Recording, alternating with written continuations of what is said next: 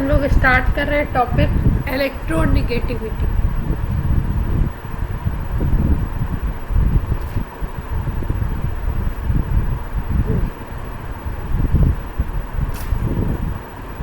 हाँ बोलिए बेटा।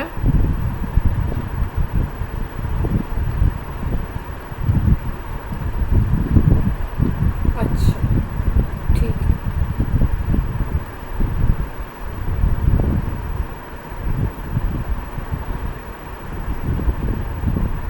अच्छा ठीक है। एक बार अपने ग्रुप पे मैसेज भी डाल देना। मैसेज, हाँ मैसेज रहता है ना, तो एक बार देखते तो कर देते, ध्यान आ जाता है। ठीक है, आज हम लोग स्टार्ट कर रहे हैं टॉपिक इलेक्ट्रोनिगेटिविटी। इलेक्ट्रोनिगेटिविटी बेसिकली अभी हमने क्या क्या पढ़ा, आयनाइजेशन एनर्जी पढ़ा, रेडियस पढ़ा और इलेक्ट्रॉन एफिनिटी पढ़ी, जिसको हमने इलेक्ट्रॉन गेन एंथैल्पी के टर्म्स में भी बोला था। और अब हम लोग पढ़ने जा रहे हैं इलेक्ट्रोनिगेटिविटी। ठीक है, तो इलेक्ट्रोनिगेटिविटी और इलेक्ट्रॉन गेन एंथैल्पी दोनों में बेसिक डिफरेंस ये होता है कि इलेक्ट्रोनिगेटिविटी की जब भी बात करेंगे तो ये एक प्रॉपर्टी होती है किसी भी एटम की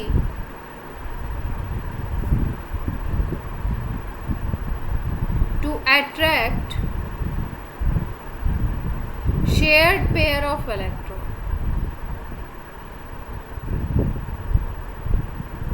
सपोज ए और बी के बीच में बॉन्ड बना हुआ है, ये सिंगल बॉन्ड है, और ये सिंगल बॉन्ड है तो दो इलेक्ट्रॉन से मिलके बना हुआ होगा, दो इलेक्ट्रॉन की शेयरिंग हुई होगी इस तरीके से कुछ। और अगर ये शेयरिंग वाले इलेक्ट्रॉन का नंबर 2 होता है, इसमें एक आपका ए प्रोवाइड करता है, बी दूसरा प्रोवाइड करता है इलेक्ट्रॉन, तो इसमें होता क्या है कि एग्जैक्टली अगर सेम एटम है, सपोज एटम्स अगर सेम है आपके,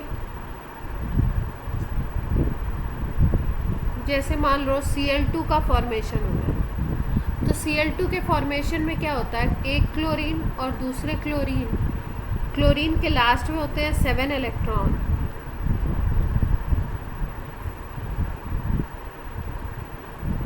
तो 8 इसको कंप्लीट करने होते हैं, तो ये बगल वाले से शेयरिंग करना। ठीक है, अब एक एक की शेयरिंग हुई है इसलिए सिंगल बॉन्ड बन जाता है। अब इस केस में क्या होता है, ये जो शेयरिंग वाला इलेक्ट्रॉन है ना, ये बिल्कुल सेंटर में रहता है। ऐसा होता क्यों, क्योंकि ये भी Cl एटम है, ये भी Cl एटम है, और ये जो शेयर्ड पेयर है ना, इसको पुल करने की पावर को ही हम इलेक्ट्रोनिगेटिविटी कहते हैं। और सेम एटम्स है तो पुलिंग पावर जो है वो क्या होगा, सेम होगा दोनों का, क्योंकि भाई ये भी क्लोरीन का एटम है, ये भी क्लोरीन का एटम है, तो इलेक्ट्रॉन पेयर यहाँ पे रहता है। लेकिन अगर हम बात करें दो एलिमेंट ऐसे ले लें, जैसे कि अगर हम बात कर लें फॉर एग्जांपल HF की बात कर लो, तो HF में क्या होता है, H का एक इलेक्ट्रॉन और फ्लोरीन का एक इलेक्ट्रॉन, ये मिलके बनाते हैं कोवेलेंट बॉन्ड। और इसमें फ्लोरीन की इलेक्ट्रॉन पुलिंग पावर ये ज़्यादा होती है इन कंपैरिजन टू हाइड्रोजन।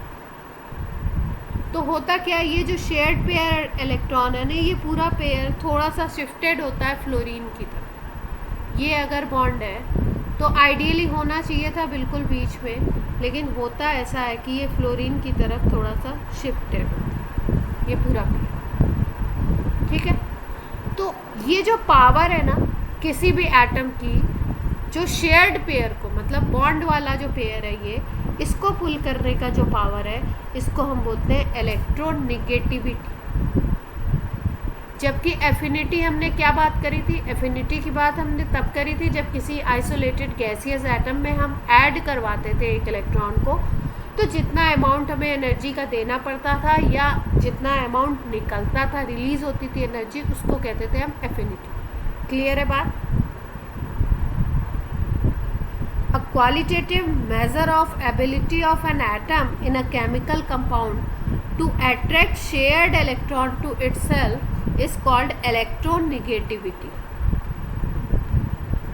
ठीक है, तो ये क्या है, ये एक आपका रिस्पेक्टिव नंबर है, इसका कोई,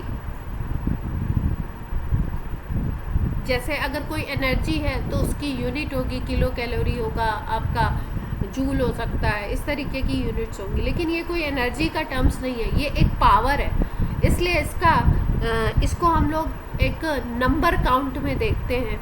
और इसको कई साइंटिस्ट ने स्टडी किया, जिसमें से एक साइंटिस्ट थे पाउलिंग, जिन्होंने स्टडी किया इसको और स्केल बनाया और बताया, सबके लिए इलेक्ट्रोनिगेटिविटी निकाली सारे एलिमेंट्स के लिए, और बताया कि फ्लोरीन की इलेक्ट्रोनिगेटिविटी पाउलिंग स्केल पे हाईएस्ट होती है पूरी पीरियोडिक टेबल में।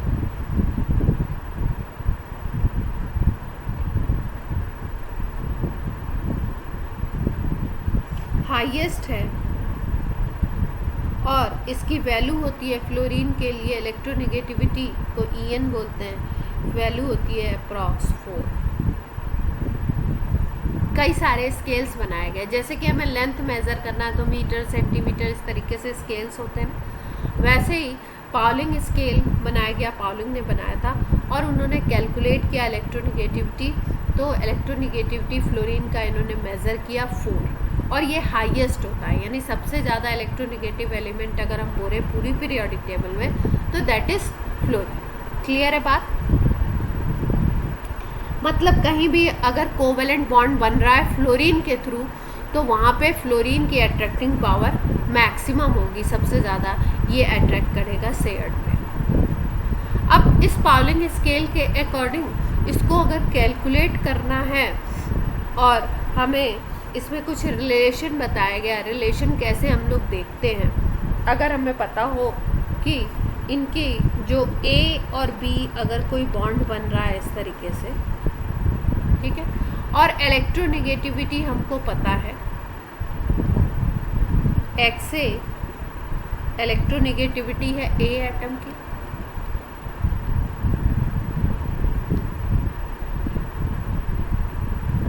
और XB इलेक्ट्रोनिगेटिविटी है B एटम की, तो हम लोग एक रिलेशन निकाल सकते हैं दोनों के इलेक्ट्रोनिगेटिविटी डिफरेंस का, जिसको हम लोग END भी बोलते हैं, इलेक्ट्रोनिगेटिविटी डिफरेंस, END एंड भी बोलते हैं।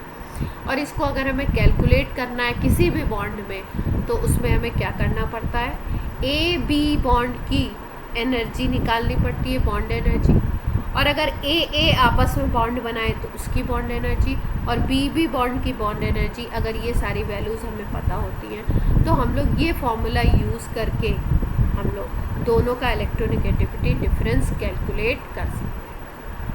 अब आप बोलोगे इलेक्ट्रोनिगेटिविटी डिफरेंस कैलकुलेट क्यों कर रहे हैं, क्योंकि इस डिफरेंस से बहुत सारी चीज़ें प्रिडिक्ट की जाती हैं, कि वो दोनों के बीच में आयनिक बॉन्ड है, वो दोनों के बीच में कोवेलेंट बॉन्ड है, किस तरीके की बॉन्डिंग है, उनका नेचर कैसा है, बहुत सारी चीज़ें। इलेक्ट्रोनिगेटिविटी बहुत इसका वास्ट यूज़ है। क्लियर हो इतनी बात? ठीक है। उसके बाद अगर हम लोग बात करें मुलिकन स्केल की, एक साइंटिस्ट है मुलिकन, उन्होंने भी काम किया इस पर, तो इलेक्ट्रोनिगेटिविटी को इन्होंने काई से डिनोट किया, और अगर हमें निकालना है इलेक्ट्रोनिगेटिविटी मुलिकन स्केल के थ्रू, तो हमें अगर IE पता हो, इलेक्ट्रॉन आयनाइजेशन एनर्जी उसकी पता हो, और हमें अगर इलेक्ट्रॉन एफिनिटी पता हो, तो इसके थ्रू भी हम लोग निकाल सकते हैं। कैसे? दोनों को ऐड करके उसका एवरेज निकाल दो, बाई 2 कर दो, तो मुलिकन स्केल पे निकलेगा। अब ये कभी पूछे तो नहीं जाते हैं, फिर भी कभी मान लो किसी रिलेशन में पूछ लिया जाए, जैसे नीट वगैरह में पूछ सकते हैं, कभी फॉर्मूला दे सकते हैं कि पाउलिंग स्केल और मुलिकन स्केल में अगर रिलेशन निकालना हो इलेक्ट्रोनिगेटिविटी का, तो हम लोग कैसे रिलेशन निकालेंगे। तो पाउलिंग स्केल पे जो इलेक्ट्रोनिगेटिविटी होती है उसका फॉर्मूला होता है 1.35 XM मुलिकन स्केल, 1/2 पावर लगा दो या रूट कर दो -1.37। और एवरेज में ऐसा देखा गया है कि Mulliken value is about 2.8 times larger than Pauling scale पे जो वैल्यू आप निकालोगे उसके कंपैरिजन में 2.8 टाइम्स आपकी लार्जर होगी मुल्कन। क्लियर है इतनी बात? अब ज़्यादा इम्पॉर्टेंट क्या है भाई, ये हमने समझ लिया कि शेयर्ड पेयर को अट्रैक्ट करने का पावर होता है ये, और इसमें एनर्जी वगैरह का कोई टर्म नहीं आता क्योंकि ये एक रिलेटिव प्रॉपर्टी है, और यू कैन से प्रॉपर्टी नहीं कह सकते इसको, आप बोल सकते हो टेंडेंसी बोल सकते हो, एक टेंडेंसी है, ठीक है। इसलिए इसका कोई यूनिट वगैरह नहीं होता है। फ्लोरीन के लिए पाउलिंग स्केल पे सबसे ज़्यादा हाईएस्ट ये देखी गई है और उसका वैल्यू होता है आपका 4। अब देखो ये जो इलेक्ट्रोनेगेटिविटी है, इस इलेक्ट्रोनेगेटिविटी की वैल्यू हम लोग कुछ एलिमेंट्स के लिए याद रखेंगे तो हमारे लिए बड़ा काम आ जाएगा। जैसे कि हम लोग याद रखें फ्लोरीन की तो हाईएस्ट है 4, ये तो याद रखनी है। हमें हाइड्रोजन की भी याद रखनी 2.1 होती है। जैसे जैसे कोई चीज़ नॉन मेटेलिक कैरेक्टर किसी में बढ़ता जाएगा वैसे वैसे इलेक्ट्रोनेगेटिविटी भी उसकी इंक्रीज करेगी, ठीक है। इसका मतलब अगर हम लोग मेटलॉइड की बात कर रहे हैं तो मेटलॉइड की इलेक्ट्रोनेगेटिविटी मेटल और नॉन मेटल के बीच में होगी। देखो ये नॉन मेटल है, जैसे कि फ्लोरीन 4 है, क्लोरीन को नॉन मेटल में लेते हैं, इसकी 3 है, ब्रोमीन की 2.8 है, आयोडीन की 2.5 है। अगर हम लोग बात करें तो फॉस्फोरस और हाइड्रोजन की सेम टू सेम है 2.1 एंड 2.1, देख पा रहे। तो कुछ एटम्स की हम लोग याद रखेंगे तो अपनी न्यूमेरिकल्स में क्वेश्चंस में बात बन जाएगी। जैसे 3 वाले कौन कौन है, नाइट्रोजन है और क्लोरीन, देख पा रहे हैं। लिथियम देखो, लिथियम मेटल है, इसकी 1 है। सोडियम की अगर बात करो तो उससे भी कम है, 0.9 है। बेरिलियम की 1.5 है। फिर बोरॉन की 2 है, तो बोरॉन की भी 2 है, और एक और कोई 2 वाला। ऑक्सीजन की भी याद रखनी है, ऑक्सीजन की भी बहुत काम आती है। कुछ इंपॉर्टेंट है, जैसे फ्लोरीन याद रख लो, ऑक्सीजन याद रख लो, हाइड्रोजन याद रख लो, है ना। क्लोरीन, ब्रोमीन, आयोडीन की तो करनी ही है, तो बहुत सारे एलिमेंट में काम आता है। सल्फ़र याद हो जाए तो ठीक है, फास्फोरस याद हो जाए तो ठीक है, बाकी ये इनका इतना काम नहीं आता मेटल से। अब ये किन किन फैक्टर्स के ऊपर डिपेंड करेगी, इलेक्ट्रोनेगेटिविटी कैसे बढ़ेगा कैसे घटेगा।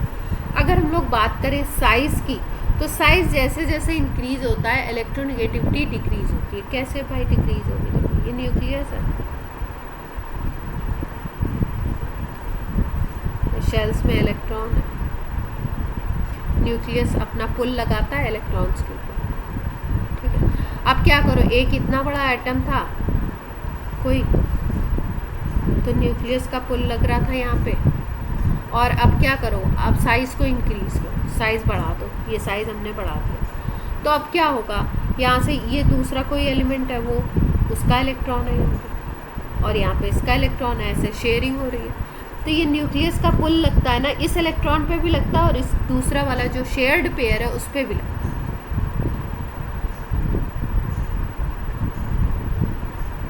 तो आप क्या देख पाते हो कि भाई जैसे जैसे आप साइज़ बढ़ाते जाओगे, साइज़ जब बढ़ाओगे ना तो दूसरे एलिमेंट का इलेक्ट्रॉन भी तो दूर होगा। यहाँ पे अगर हम बात करें ये कोई दूसरा एलिमेंट है तो इसका इलेक्ट्रॉन इसके न्यूक्लियस से पास आएगा, साइज़ छोटा है।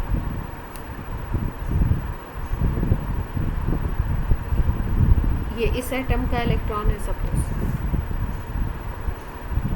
तो अगर आप देखो तो इस न्यूक्लियस का अट्रैक्शन, क्योंकि डिस्टेंस ज़्यादा है तो यहाँ पे अट्रैक्शन कम होगा, और यहाँ पे डिस्टेंस कम है तो न्यूक्लियस का अट्रैक्शन क्या होगा, ज़्यादा होगा। तो इसलिए क्या बोलते हैं हम लोग कि जैसे जैसे साइज़ बढ़ाते जाओगे वैसे वैसे इलेक्ट्रोनेगेटिविटी क्या होती जाएगी, कम होती जाएगी, पुलिंग पावर डाउन होती जाएगी। क्लियर है बात? अब दूसरा है जेफ। जेफ का मतलब होता है, जेफ का भी मतलब वही सेम टू सेम है कि भाई कितना इफेक्टिवली न्यूक्लियस फोर्स लगा के पुल कर रहा है आउटर इलेक्ट्रॉन को या किसी शेयर्ड पेयर इलेक्ट्रॉन। तो अगर आप जेफ बढ़ाते हो तो जेफ बढ़ाने का मतलब क्या है, जेफ को अगर बढ़ा रहे हो यानी फोर्स ऑफ अट्रैक्शन या फोर्स ऑफ न्यूक्लियस आप इंक्रीज़ कर रहे हो। तो अगर फोर्स ऑफ न्यूक्लियस आप इंक्रीज़ करते हो इलेक्ट्रॉन के ऊपर तो क्या होगा, इलेक्ट्रॉन ज़्यादा से ज़्यादा अट्रैक्ट होगा ना। फोर्स बढ़ा दिया आपने, न्यूक्लियस का पावर बढ़ा दिया तो इलेक्ट्रॉन मोर अट्रैक्टेड। अब इलेक्ट्रॉन ज़्यादा अट्रैक्ट होगा तो इलेक्ट्रोनेगेटिविटी क्या हो जाएगी, बोलेंगे हम इलेक्ट्रोनेगेटिविटी इंक्रीज़ कर गई उस एलिमेंट की। क्लियर है बात। दूसरा देखो, तीसरा फैक्टर यहाँ पे ये रो लिखा हुआ है, ये कौन सा था, स्क्रीनिंग वाला। स्क्रीनिंग की बात करी थी तो स्क्रीनिंग फैक्टर से क्या होगा, स्क्रीनिंग जैसे जैसे बढ़ेगी, भाई स्क्रीनिंग क्या करती थी, यहाँ बीच वाले जो इलेक्ट्रॉन थे ये न्यूक्लियस था अपना, ये मान लो शेयर्ड पेयर है ये वाला, तो बीच में ज़्यादा इलेक्ट्रॉन आ गए अगर तो क्या होगा, स्क्रीनिंग बढ़ जाएगी। अगर स्क्रीनिंग बढ़ रही है बीच में तो स्क्रीनिंग बढ़ेगी तो ये रिपल्शन कॉज करेगा, इन इलेक्ट्रॉन को रिपेल करेगा। न्यूक्लियस और इसके बीच में ज़्यादा लोग आ गए तो अब कांटेक्ट कम हो जाएगा, तो कांटेक्ट कम होगा और कांटेक्ट ही होना चाहिए क्योंकि खींचना है, पुलिंग पावर है, न्यूक्लियस खींचेगा तभी तो इलेक्ट्रॉन यहाँ पे पास आएंगे, इसका अट्रैक्शन पावर है। तो इस तरीके से अगर हम समझें तो स्क्रीनिंग जैसे जैसे बढ़ाओगे इलेक्ट्रोनेगेटिविटी क्या होगी, डाउन होगी। क्लियर है बात।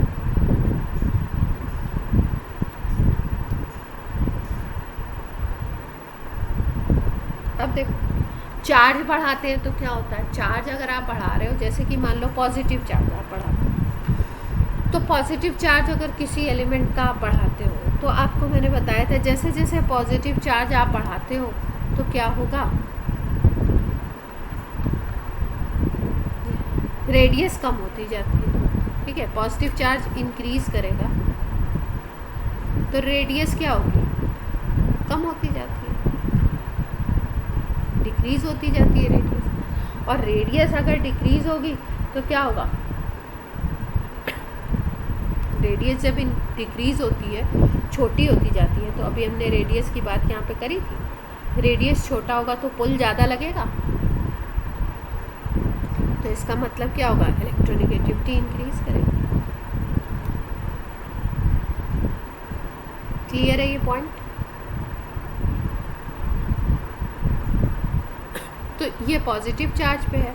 अब नेगेटिव चार्ज पे जस्ट अपोजिट होता है, जैसे जैसे आप नेगेटिव चार्ज बढ़ाते जाते हो तो यहाँ पे क्या देखोगे कि यहाँ पे क्या होगा, रेडियस इंक्रीज करेगा। अब रेडियस इंक्रीज करेगा तो भाई शेल्स बड़ी होती जा रही हैं, बड़ी होती जा रही हैं, तो पुल क्या होगा, कम होगा, फोर्स क्या होगा, कम लगेगा। और फोर्स जैसे ही कम लगेगा, शेयर्ड पेयर पे भी फोर्स कम लगेगा, तो इलेक्ट्रोनेगेटिविटी डाउन हो जाएगी। क्लियर है बात।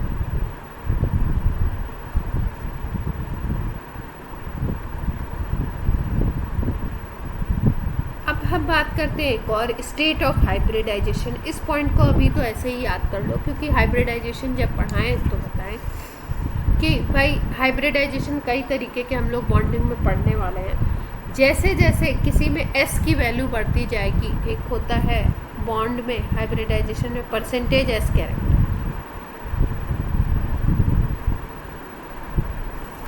ठीक है, जैसे जैसे ये परसेंटेज एस कैरेक्टर इंक्रीज करता जाता है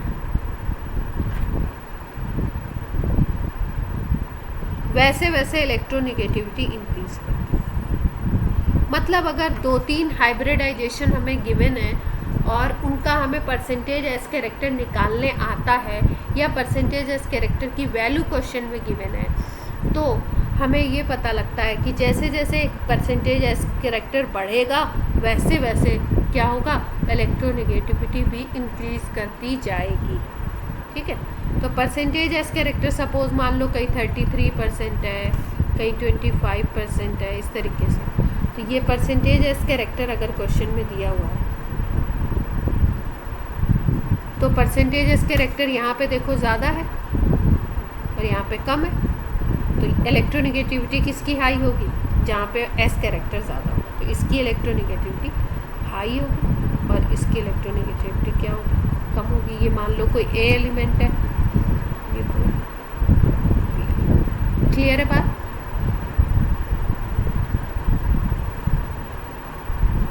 देखो हम लोग बॉन्डिंग में पढ़ने वाले हैं ये डिटेल में, क्योंकि अभी आपको हाइब्रिडाइजेशन बताया नहीं तो एस कैरेक्टर क्या बता दें। तो बॉन्डिंग में हम ये पढ़ने वाले हैं परसेंटेज एस कैरेक्टर। तो अभी तो बस इतना याद रखो कि परसेंटेज एस कैरेक्टर अगर बढ़ता है कहीं पे तो इलेक्ट्रोनिगेटिविटी बढ़ेगी, और परसेंटेज एस कैरेक्टर अगर कम होता है तो इलेक्ट्रोनिगेटिविटी कम। क्लियर? ये पॉइंट बस दिमाग में रखना है, क्योंकि जब बॉन्डिंग पढ़ाएं तो बता दें आपको साथ। अब देखो पीरियोडिसिटी का मतलब है कि भाई जब लेफ़्ट टू राइट जाते हो या टॉप टू बॉटम आते हो तो होता क्या है? लेफ़्ट टू राइट जैसे हम लोग जाते हैं किसी भी पीरियड में तो क्या होता है? लेफ़्ट टू राइट में electron increases in same shell, एक ही शेल में इलेक्ट्रॉन का नंबर बढ़ता जाता है, और जब एक शेल में इलेक्ट्रॉन का नंबर इंक्रीज़ करता है तो क्या होता है? ज़ेफ इंक्रीज़ करता है, और अगर ज़ेफ इंक्रीज़ कर रहा है तो पुल इंक्रीज़ कर रहा है, फोर्स इंक्रीज़ कर रहा है, तो इलेक्ट्रोनिगेटिविटी अपने आप इंक्रीज़ करेगी। ये आपका होता है लेफ़्ट टू राइट। और टॉप टू बॉटम आ जाओ तो टॉप टू बॉटम में तो आप सीधे सीधे रेडियस से रिलेट कर दो। टॉप टू बॉटम अगर किसी भी ग्रुप में आते हो, जैसे लिथियम से तुम जाओ सीजियम की तरफ, लिथियम के बाद सोडियम, पोटेशियम, रुबीडियम, सीजियम, ऐसे जाते हो अगर आगे तो आप देखते हो शेल इंक्रीज़ करता जाता है एक एक, तो रेडियस बढ़ती जाती है। अब रेडियस अगर इंक्रीज़ कर रहा है तो पुल कम होगा, फोर्स कम लगेगा, और फोर्स कम लगेगा मतलब इलेक्ट्रोनिगेटिविटी डाउन होगी। तो टॉप टू बॉटम में साइज बढ़ता है इसलिए इलेक्ट्रोनिगेटिविटी डाउन जाती है, और लेफ़्ट टू राइट में ज़ेफ इंक्रीज़ करता है, फोर्स ऑफ अट्रैक्शन इंक्रीज़ करता है, इसलिए इलेक्ट्रोनिगेटिविटी क्या होती है? हाई होती है। क्लियर?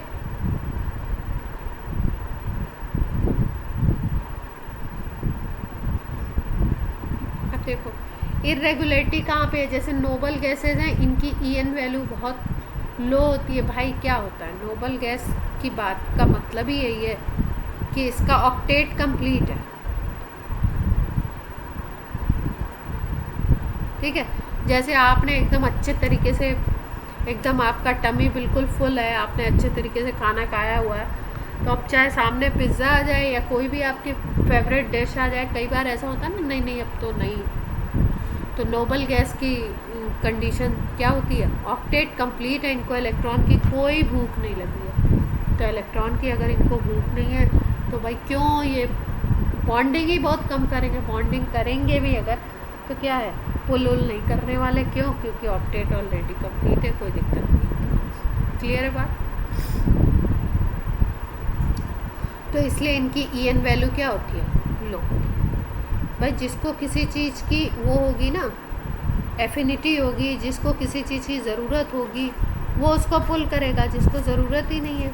इसकी स्टेट, नोबल गैसेस की तो स्टेट ऐसी होती है, नियॉन को देख लो, अब नियॉन के 10 इलेक्ट्रॉन होते हैं, 8 इलेक्ट्रॉन, ऑक्टेट पहले से ही कंप्लीट है। कोई बॉन्डिंग इसीलिए, जितने भी एलिमेंट है बॉन्डिंग इसलिए ही करते हैं, बॉन्डिंग का बेसिक रीज़न ही यही होता है कि भाई उनको आउटर शेल में 8 इलेक्ट्रॉन करना है, उससे स्टेबिलिटी आ जाती है। अब जब इनके पास पहले से ही 8 इलेक्ट्रॉन है तो क्यों इनको कोई किसी की ज़रूरत है? क्लियर है बात? अब सबसे ज़्यादा जो इलेक्ट्रोनिगेटिविटी में इम्पॉर्टेंट है वो एप्लीकेशन है, कहाँ पे कैसे क्वेश्चन बन सकता है, वो एप्लीकेशन की हम लोग बात कर रहे हैं। तो एप्लीकेशन पढ़ने से पहले थोड़ा सा हम लोग एक चीज़ समझ लेते हैं।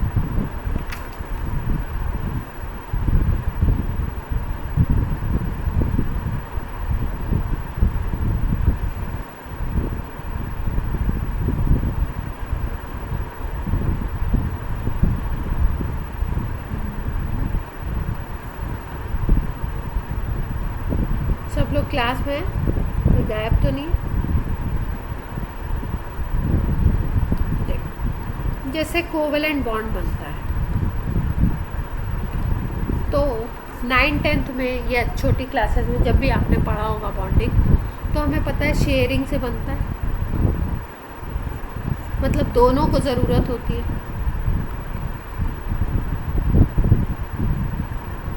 इलेक्ट्रॉन। तो जैसे मान लो अभी मैंने आपको एग्जांपल बताया था ClCl, तो इसके पास भी 7 है और दूसरा वाला ये Cl है, इसके पास भी 7 है। तो क्या करते, बोलते भाई एक अपना यहाँ बीच में आप रख दो, एक हम यहाँ पे रख देते, तो हमारा ऐसे शेयरिंग में 8 हो जाएंगे हमारे पास। मैं तुम्हारा यूज़ कर लेता हूँ, तुम मेरा यूज़ कर लो, और हम एक दूसरे को देते नहीं हैं। हमारे पास अपने 7 तो हैं, तुम्हारा ये भी हम यूज़ करें, 8 हो गए। और इसी तरीके से ये क्लोरीन भी बोलता है। अब यहाँ पे अगर देखो तो सेम एटम है, अभी बताया था मैंने आपको कि अगर सेम एटम है तो इलेक्ट्रोनिगेटिविटी भी सेम होगी भाई।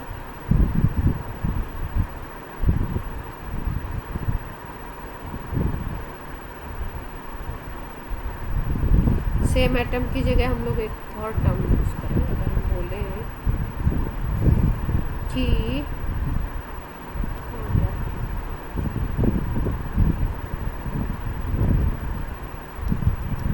कैसे बोलते हैं, सेम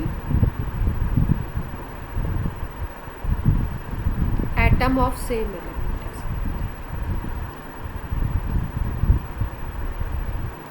सेम एलिमेंट के एटम्स हैं तो इलेक्ट्रोनेगेटिविटी सेम होगी भाई। ये भी क्लोरीन है, ये भी क्लोरीन है, दोनों की पुलिंग पावर सेम है, तो इलेक्ट्रॉन आपका बीच में बिल्कुल होता है।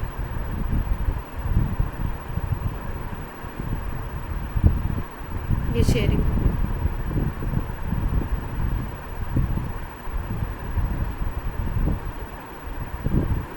एग्जैक्ट मिड पोजीशन पे रहता है इलेक्ट्रॉन, ठीक है।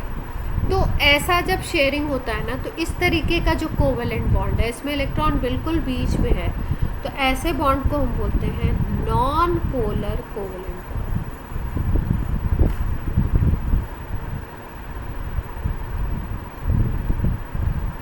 ठीक है। लेकिन अगर कुछ इस तरीके की सिचुएशन आपको दिखे, जो एक और बताई थी मैंने आपको, HF वाली सिचुएशन,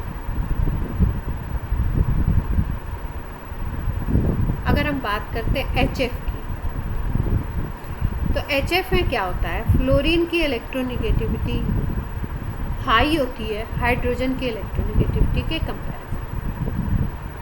अभी हम लोगों ने देखा था कि हाइड्रोजन की इलेक्ट्रोनिगेटिविटी चार्ट में थी 2.1 और इसकी थी 4, तो इसका मतलब इसका पुलिंग पावर ज़्यादा है, तो इलेक्ट्रॉन क्या होगा, ये जो बीच वाला इलेक्ट्रॉन पेयर होगा वो थोड़ा फ्लोरीन के पास में शिफ्टेड टुवर्ड्स फ्लोरीन। क्लियर है बात इतनी यहाँ तक, ठीक है। तो ये जो शिफ्टिंग थोड़ी सी होती है, क्योंकि इसकी पुलिंग पावर ज़्यादा है, इलेक्ट्रोनिगेटिविटी ज़्यादा है, इसकी वजह से क्या होता है, एक पार्शियल चार्ज डेवलप हो जाता है।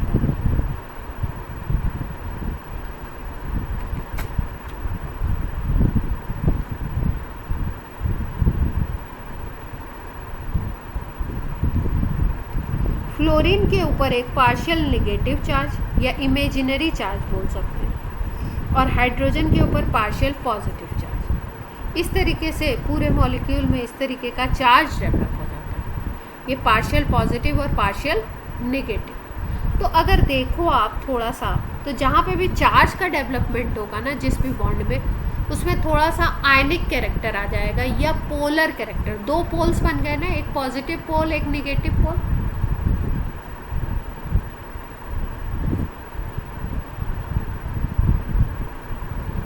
तो इस तरीके के पॉजिटिव और नेगेटिव पोल जब बन जाते हैं किसी कोवेलेंट बॉन्ड में, तो उसको हम बोलते हैं पोलर कोवेलेंट बॉन्ड। क्लियर है बात, ठीक है। और पोलर का मतलब होता है पॉजिटिव नेगेटिव चार्ज डेवलप होना। तो हम बोल सकते हैं कि इस बॉन्ड में, ये बॉन्ड बेसिकली है कोवेलेंट, लेकिन इस बॉन्ड में आयनिक कैरेक्टर डेवलप हो गया।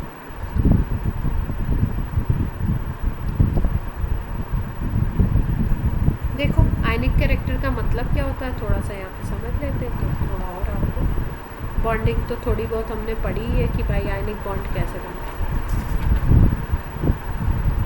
कोवेलेंट का मैंने बता दिया कि शेयरिंग से बनता है। अब आयनिक बॉन्ड की अगर बात करो तो आयनिक बॉन्ड में क्या होता था, जैसे सोडियम और क्लोरीन के बीच में होता है NaCl बनता है, तो कैसे बनता है, Na के पास लास्ट में एक इलेक्ट्रॉन है, क्लोरीन को एक इलेक्ट्रॉन की ज़रूरत है, तो ये क्या करता है अपना एक इलेक्ट्रॉन दे देता है।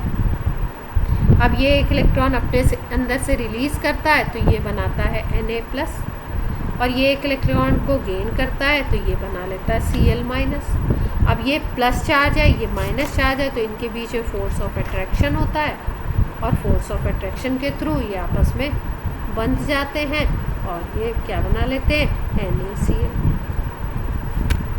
ठीक है, और इनके बीच में जो फोर्स ऑफ अट्रैक्शन लगता है उसी फोर्स ऑफ अट्रैक्शन को हम बोलते हैं आयनिक बॉन्ड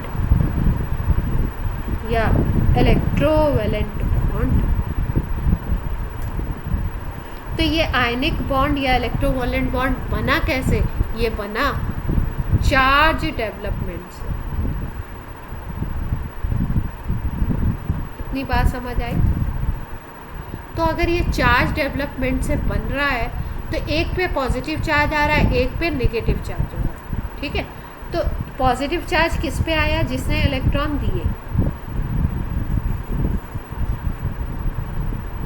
उस पे कैसा चार्ज आया, पॉजिटिव।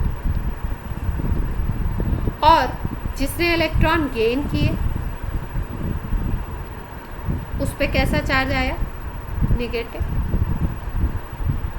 तो इसका मतलब जिससे इलेक्ट्रॉन अवे होता है, जिससे दूर जाता है, भाई इसने दिए तो इससे दूर जा रहा है, जिससे अवे होता है उसमें पॉजिटिव चार्ज, और जिसके पास आता है उस पर कैसा चार्ज आता है, नेगेटिव। ठीक है, तभी तो ये आयनिक बॉन्ड बनता है। तो ये जो कोवेलेंट बॉन्ड था H और F के बीच में, इसको भी हमने आयनिक बॉन्ड की तरह क्यों ट्रीट किया, इसमें थोड़ा सा आयनिक कैरेक्टर क्यों बोला, इसलिए बोला क्योंकि इसमें इतना पॉजिटिव चार्ज तो नहीं होता जैसे इसमें +1 यूनिट का, इसमें -1 यूनिट का। इसमें इमेजिनरी या पार्शियल डेवलप होता है, लेकिन थोड़ा सा चार्ज डेवलप होता है। और उसका रीज़न क्या था, फ्लोरीन की इलेक्ट्रोनेगेटिविटी बहुत ज़्यादा थी हाइड्रोजन के कंपैरिजन में, तो इसने उस शेयर्ड पेयर को थोड़ा पुल कर लिया। और जैसे ही इससे तो इलेक्ट्रॉन गया अवे, भाई इस पेयर में इसका भी तो इलेक्ट्रॉन है एक, और एक इसका है, फ्लोरीन का है, दोनों का पेयर थोड़ा सा अवे हो गया। तो इससे अवे गया इसलिए इस पर पॉजिटिव, और इसके पास आया अट्रैक्ट हुआ इसलिए इस पर नेगेटिव। क्लियर है इतनी बात? ठीक है, और ये एक तरीके के इमेजिनरी या पार्शियल चार्ज डेवलप हो गए। तो किसी भी बॉन्ड में अगर चार्ज आ जाएगा तो उसमें थोड़ा सा आयनिक कैरेक्टर आ जाएगा। तो अगर हम लोग केमिकल बॉन्डिंग को डिटेल में जब पढ़ेंगे तो उसमें हम पढ़ेंगे कि कोई भी बॉन्ड अगर हम देखें तो वो कम्प्लीटली कोवेलेंट या आयनिक नहीं हो सकता, उसका कुछ ना कुछ कोवेलेंट और कुछ ना कुछ आयनिक कैरेक्टर। अब हम आ जाते हैं अपने एग्जैक्ट पॉइंट पे जो हमें डिस्कस करना है कि भाई अगर हमें प्रेडिक्ट करना है कि नेचर ऑफ बॉन्ड कैसा है तो उसके लिए हमें इलेक्ट्रोनेगेटिविटी डिफरेंस चाहिए होगा। मतलब दो एलिमेंट हैं A एंड B, अगर ये आपस में बॉन्ड बनाते हैं तो ये आयनिक बॉन्ड होगा, ठीक है, या आपका कोवेलेंट बॉन्ड होगा, या ऐसा होगा कि इसमें आयनिक और कोवेलेंट दोनों कैरेक्टर होंगे। ये डिपेंड करता है उनके इलेक्ट्रोनेगेटिविटी के डिफरेंस पे।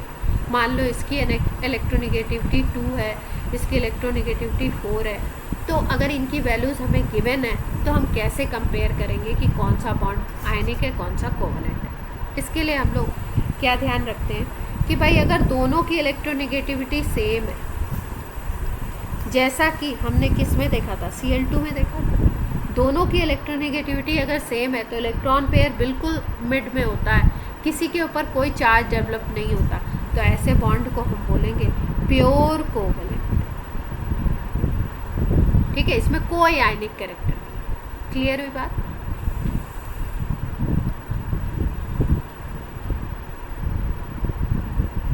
लिख सकते हैं 0% आयनिक कैरेक्टर, आयनिक कैरेक्टर है ही नहीं। परसेंटेज लिखना है तो 0 लिख दो।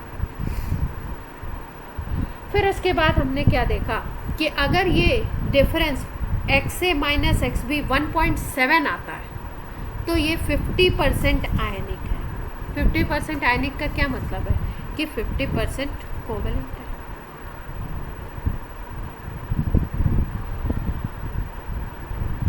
और अगर ये डिफरेंस, ये जो ये ट्रायंगल बना हुआ है, ये है END बेसिकली, जिसको यहाँ पे हम लिख रहे हैं XA minus XB, electronegativity difference. ये डिफरेंस अगर आपका है लेस देन 1.7, तो लेस देन 1.7 की कंडीशन होती है कि ये कोवेलेंट ज़्यादा होगा और आयनिक कम होगा। मतलब आयनिक कैरेक्टर का परसेंटेज उसमें कम होगा और कोवेलेंट कैरेक्टर का परसेंटेज ज़्यादा। लेकिन अगर अपोजिट कंडीशन हो जाए, ये डिफरेंस 1.7 से ज़्यादा हो जाए, तो आयनिक आपका क्या हो जाएगा, ज़्यादा कैरेक्टर हो जाएगा और लेस कैरेक्टर कोवेलेंट। तो एक कंडीशन भी याद रखो तो दूसरी उसकी अपोजिट होती है। क्लियर है बात?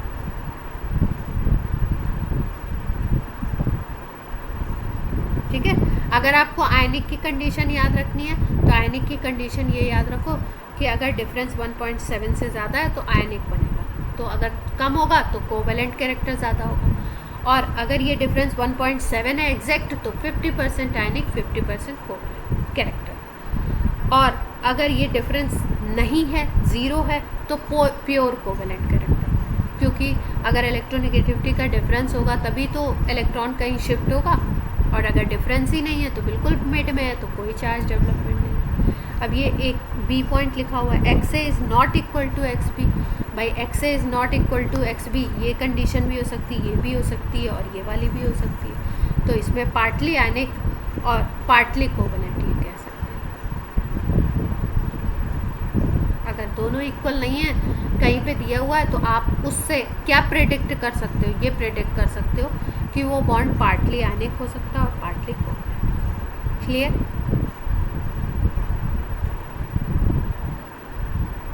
अब देखो, ये कोई साइंटिस्ट है भाई, इन्होंने कोई फॉर्मूला दिया है, कभी यूज़ तो हुआ नहीं है, फिर भी याद रखते हैं। 16 multiplied by electronegativity difference plus 3.5 multiplied by electronegativity difference का square, that is equal to percentage ionic character.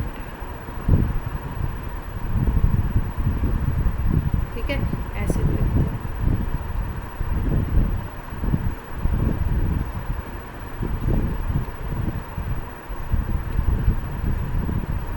END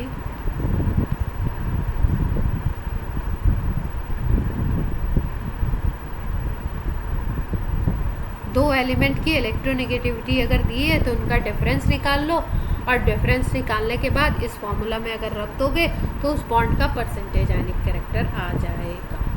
clear? और अगर आपको परसेंटेज कोवेलेंट कैरेक्टर निकालना है तो 100 में से माइनस कर दो।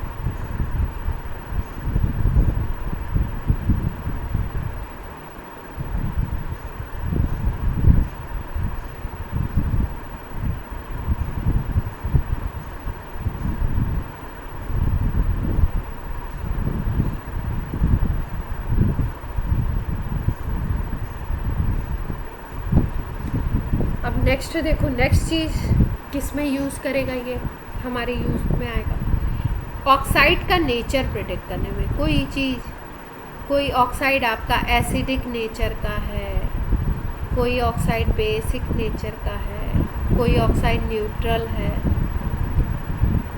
एम्फोटेरिक है, ये कैसे पता लगा, कैसे हम प्रेडिक्ट कर सकते हैं? ठीक है, तो देखो, अगर कोई ऑक्साइड होता है आपका एसिडिक नेचर का, तो उसकी रिएक्शन अगर वाटर से कराते हैं हम लोग तो कैसी कंडीशन होगी और कैसी, जैसे सपोज हमने बोला, हमने पहले से बता दिया कि SO2 जो है वो एसिडिक है। ठीक है, तो कोई भी अगर एसिडिक ऑक्साइड है ना, तो इसकी वाटर से जब रिएक्शन आप करवाते हो तो ये एसिड बनाता है। जैसे ये बनाता है H2SO3। जैसे सल्फर ट्राई ऑक्साइड, ये डाई ऑक्साइड था, अगर इसकी रिएक्शन करवा दो वाटर से तो ये बना लेता है sulphuric acid, king of chemical होता है ना।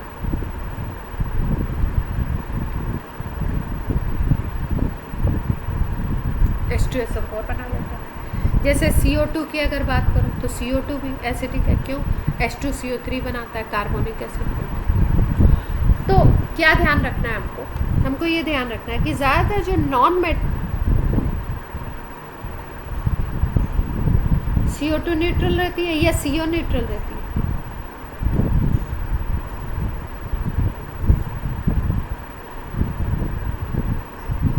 स्लाइटली होती है, क्योंकि ये बहुत वीक एसिड होता है। ये तो स्ट्रॉन्ग एसिड है, ये वीक एसिड होता है। कार्बोनिक एसिड जो होता है ना, बहुत वीक एसिड होता है। तो कोल्ड ड्रिंक्स में हाँ CO2 आपके हाई प्रेशर पे उसमें फिल की जाती है। तो अगर हम लोग बात करें, क्या देखते हैं कि अगर कोई चीज़ नॉन मेटल है और उसका ऑक्साइड बनाते हैं ना, उसका ऑक्साइड बनता है मतलब, तो वो होता है ज़्यादातर एसिडिक। अब नॉन मेटल जो चीज़ होगी उसकी इलेक्ट्रोनेगेटिविटी इन जनरली क्या होगी? हाई होगी, ठीक है। क्योंकि अगर हमने पी ब्लॉक पढ़ा था तो पी ब्लॉक में जैसे जैसे हम लेफ़्ट टू राइट जाते थे वैसे वैसे नॉन मेटेलिक कैरेक्टर इंक्रीज करता है, और इलेक्ट्रोनेगेटिविटी भी अभी हमने पढ़ा इंक्रीज करती है लेफ़्ट टू राइट जाना। तो इसका मतलब जैसे जैसे इलेक्ट्रोनेगेटिविटी और नॉन मेटेलिक कैरेक्टर एक दूसरे के डायरेक्टली प्रोपोर्शनल है, तो इलेक्ट्रोनेगेटिविटी जैसे जैसे बढ़ेगी वैसे नॉन मेटेलिक कैरेक्टर बढ़ेगा, और नॉन मेटेलिक कैरेक्टर जैसे जैसे बढ़ेगा वैसे वैसे ऑक्साइड का नेचर कैसा होता जाएगा? एसिडिक।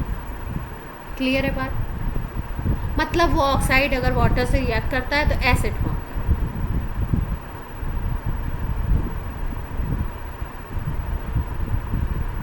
अब देखो, हम बात करें बेसिक ऑक्साइड की, तो बेसिक ऑक्साइड की अगर बात करो तो ये वाटर से रिएक्ट करते हैं। जैसे Na2O बेसिक होता है, ये वाटर से रिएक्ट करता है तो बेस बनाता है।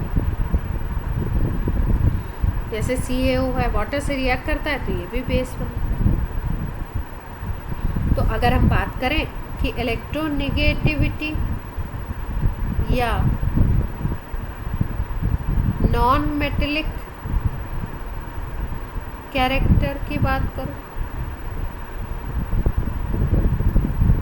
नॉन मेटेलिक कैरेक्टर अगर डिक्रीज करता है, नॉन मेटेलिक कैरेक्टर डिक्रीज करता है, कैसे कैसे? अगर हम राइट टू लेफ्ट आ जाएं, सपोज पी ब्लॉक में या पीरियोडिक टेबल में राइट टू लेफ्ट आ जाओ, तो राइट टू लेफ्ट जब भी जाओगे तो इधर नॉन मेटेलिक बढ़ता है, इधर मेटेलिक बढ़ता है। मेटेलिक कैरेक्टर क्या होगा?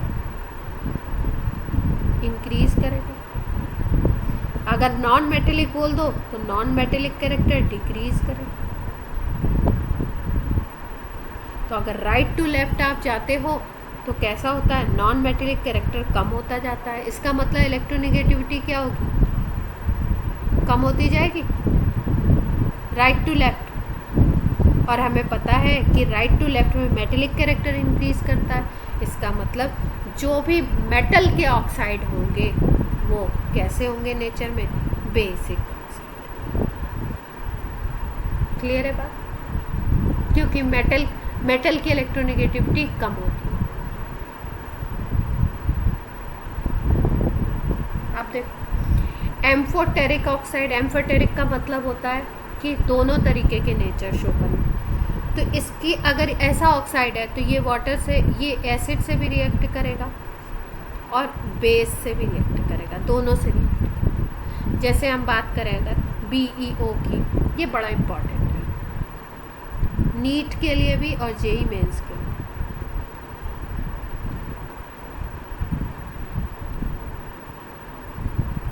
ये चारों याद करना। BeO, ZnO, SnO, SnO2, ये सारे क्या होते हैं? एम्फोटेरिक। एक क्वेश्चन होना ही होना है पेपर में एम्फोटेरिक ऑक्साइड से, एम्फोटेरिक हाइड्रोक्साइड से। किसी ना किसी से एक क्वेश्चन एम्फोटेरिक पे आना ही है। और करवाते क्या है, सेलेक्ट करवाते कौन सा एम्फोटेरिक है। तो अगर आप इनके याद रखोगे तो आपका ये क्वेश्चन क्या है, देखते ही हो जाएगा। समझ गए क्या बात? टाइम सेविंग क्वेश्चन होगा अगर आपको ये याद है तो आप फटाफट से। तो बेरिलियम का ऑक्साइड, जिंक का ऑक्साइड, टिन का ऑक्साइड, SnO और SnO2, ये चारों के चारों होते हैं एम्फोटेरिक इन नेचर। कोई भी चीज़ अगर एम्फोटेरिक है तो वो एसिड से भी रिएक्ट करेगा और बेस से भी रिएक्ट करेगा। तो जैसे BeO है वो HCl से रिएक्ट करता है, BeCl2 वाटर बनाता है। अगर NaOH से रिएक्ट करता है तो NaAlO2 बना, NaAlO2 नहीं, NaBeO2 बना। एल्युमिनियम कहाँ से आ गया, इसको तो इरेज भी नहीं कर सकते।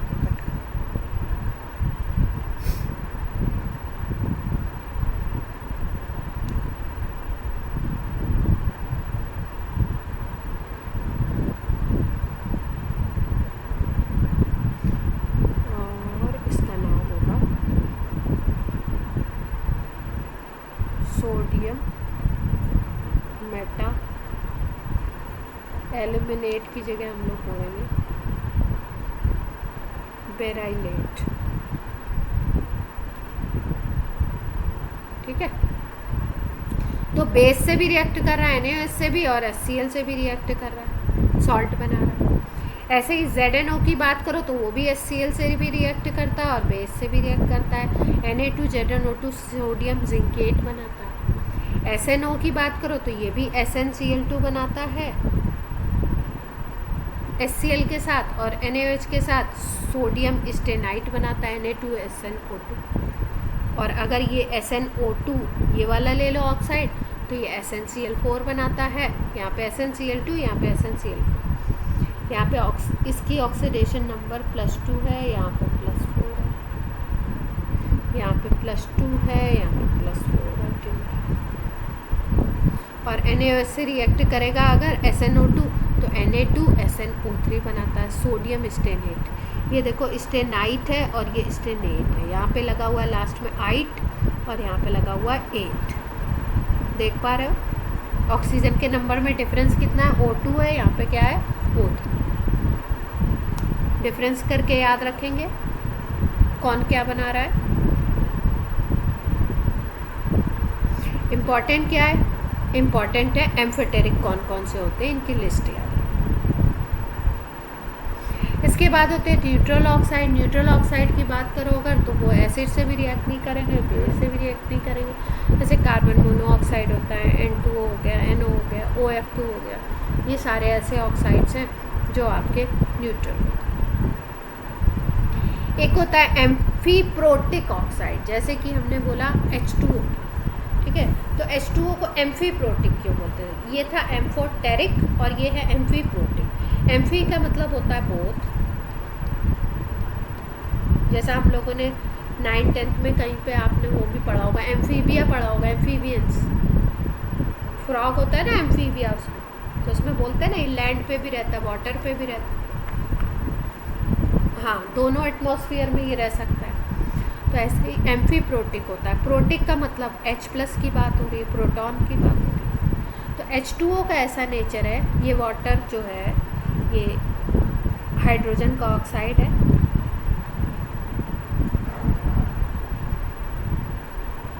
और ऐसा ऑक्साइड है ये जो प्रोटॉन को एक्सेप्ट भी कर सकता है और प्रोटॉन को रिलीज भी कर सकता है, दोनों तरीके का नेचर होता है।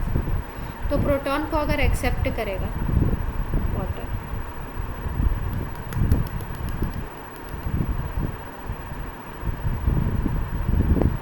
वाटर अगर प्रोटॉन को एक्सेप्ट करेगा, H+ होता है प्रोटॉन, इसको अगर एक्सेप्ट करता है तो ये बनाता है H3O+।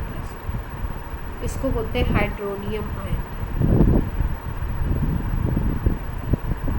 और अगर ये प्रोटॉन को रिलीज करता है, अपने अंदर से निकाल देता है, तो H+ को अलग कर देता है और बचता है OH-।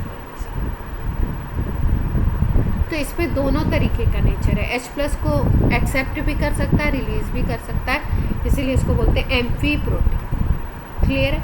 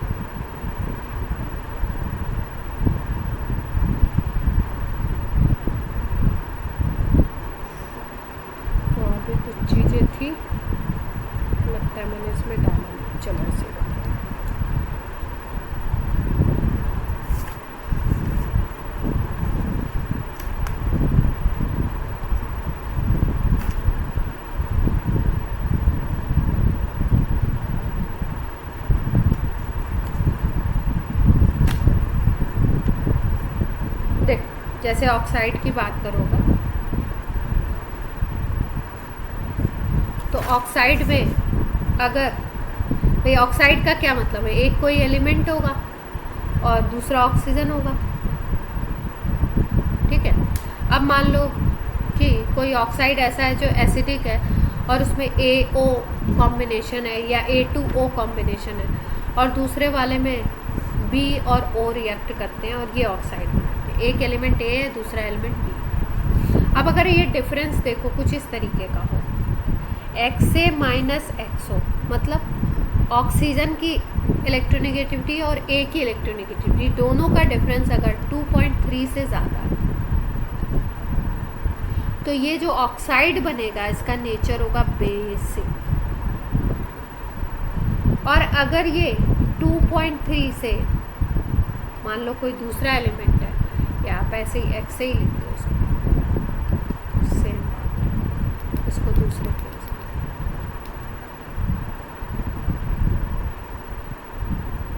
अगर ये डिफरेंस आपका ऑक्सीजन की इलेक्ट्रोनेगेटिविटी और जो एलिमेंट A है उसकी इलेक्ट्रोनेगेटिविटी का डिफरेंस 2.3 से कम होता है, दोनों में डिफरेंस, तो ऐसा जो ऑक्साइड बनता है वो एसिडिक। और अगर ये एग्जैक्ट इक्वल है 2.3 के तो ऐसा ऑक्साइड इन जनरली कैसा बनेगा, M4। मतलब अगर दोनों के ऑक्सीजन और किसी एलिमेंट की इलेक्ट्रोनेगेटिविटी दी हुई है या किसी एलिमेंट की दी हुई है तो आप बॉन्ड को प्रेडिक्ट कर सकते हैं। ऑक्सीजन की इलेक्ट्रोनेगेटिविटी को आप याद रखेंगे कि भाई कितनी थी ऑक्सीजन की इलेक्ट्रोनेगेटिविटी। ऑक्सीजन की अगर इलेक्ट्रोनेगेटिविटी की बात करो तो फ्लोरीन के बाद इसी का नंबर आता है, तो ऑक्सीजन की इलेक्ट्रोनेगेटिविटी हम याद रखेंगे 3.5 होती है।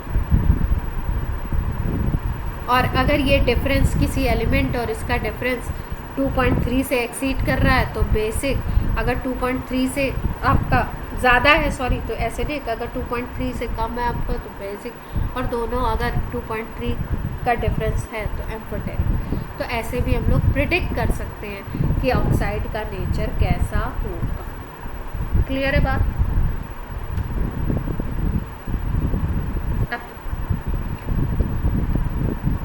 जैसे हम बात करें ऑक्सीडेशन नंबर की, तो देखो ऑक्सीडेशन नंबर मैंने एक दिन थोड़ा सा आपको बताया था कि चार्ज जो डेवलप होता है उसको हम बोलते हैं ऑक्सीडेशन नंबर। किसी भी एलिमेंट के ऊपर जो चार्ज होता है, इमेजिनरी भी हो सकता है और आपको बाहर से दिख भी सकता है, उसको हम बोलते हैं ऑक्सीडेशन नंबर। जैसे जैसे ऑक्सीडेशन नंबर इंक्रीज़ करता जाता है वैसे वैसे रेडियस कम होती जाती है। मतलब चार्ज अगर बढ़ाते जाओगे, जैसे मान लो Mn+2 है, Mn+3 है, या Mn+7 है सपोज, ठीक है, या Mn+4 है, ऐसा कोई है मैंगनीज का, तो आप देखो यहाँ पे चार्ज बढ़ता जा रहा है। चार्ज इंक्रीज़ का मतलब क्या है, ऑक्सीडेशन नंबर इंक्रीज़ करती जा रहा है। और जब भी ऑक्सीडेशन नंबर इंक्रीज़ करेगा तो आपको पता है रेडियस डिक्रीज़ करेगा, क्योंकि चार्ज बढ़ रहा है पॉजिटिव चार्ज, तो रेडियस अपने आप कम होगा। और रेडियस जब भी कम होता है तो इलेक्ट्रोनेगेटिविटी क्या होती है, इंक्रीज़ करती है। तो इसका क्या मतलब है कि ऑक्सीडेशन नंबर अगर इंक्रीज़ होगा तो इलेक्ट्रोनेगेटिविटी भी क्या होगी, दोनों एक दूसरे के डायरेक्टली प्रोपोर्शनल हो। क्लियर?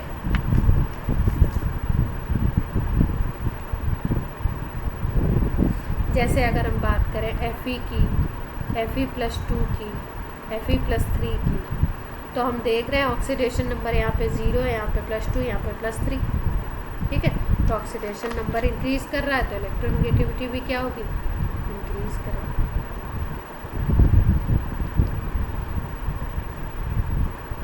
और अगर डिक्रीज़ कर रहा हो, सपोज़ ये ऑक्सीजन है, यहाँ पे O- है, यहाँ पे O-2 है, तो देखो यहाँ पे 0 है, कुछ भी नहीं लिखा है मतलब 0। यहाँ पे -1 हो गया तो और कम हो गया, यहाँ पे -2 हो गया तो और कम हो गया।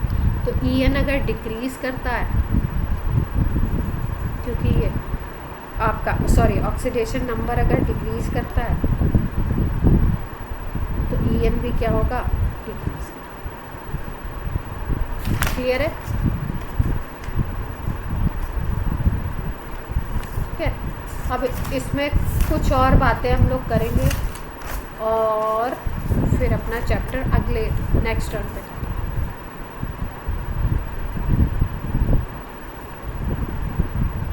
ठीक है, चलो।